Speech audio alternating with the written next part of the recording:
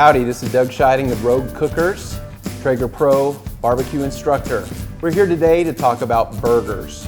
For me, the first thing is meat. Get an 80-20. I buy it in patties because I don't want to overwork the meat.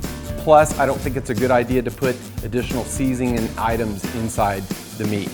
Another thing is to put a little dimple in the center. When the burger is cooking and it starts shrinking, that will actually fill out.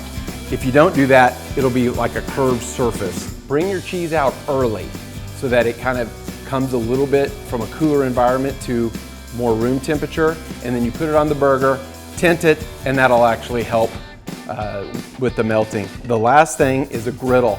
Do it on a griddle. So turn it up high, and that actually helps sear it, but also cook it a little faster, and it'll keep it together.